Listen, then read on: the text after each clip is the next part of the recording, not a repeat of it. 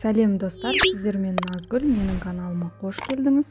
Сіздермен бүгін екі түрлі құймақтың рецебімен бөлісетін боламын. Біреусі классикалық, екіншісі мақ қосылған. Ал ендеше кірісейік. Ыдысымызға 3 жұмыртқаны алып жарамыз, одан кейін жақсылап араластырамыз, үстінен қант саламыз,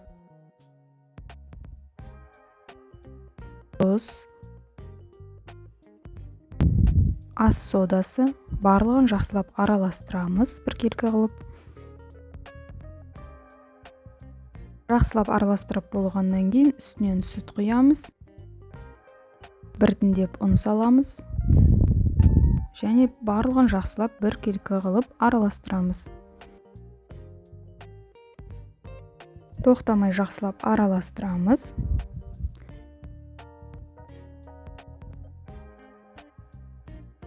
Ұнды араластырып болғаннан кейін үстінен тағы да сүт құйып, жақсылап араластырамыз.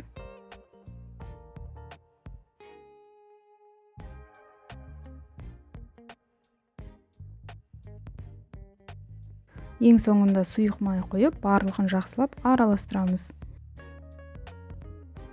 Дайын болған сұйықтықты екіге бөлеміз.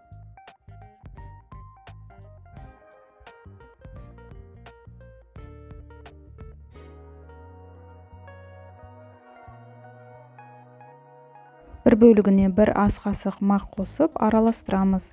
Енді құймақты жасауға кірісеміз.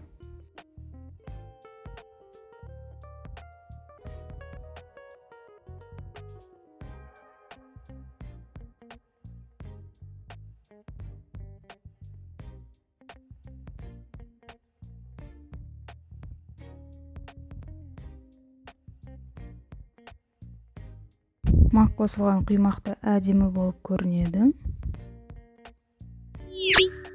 Құймақтарымыз дайын, достар. Құймаққа тосап немесе қаймақ қосып ұсынсаңыз болады. Ас болсын, достар. Рахмет.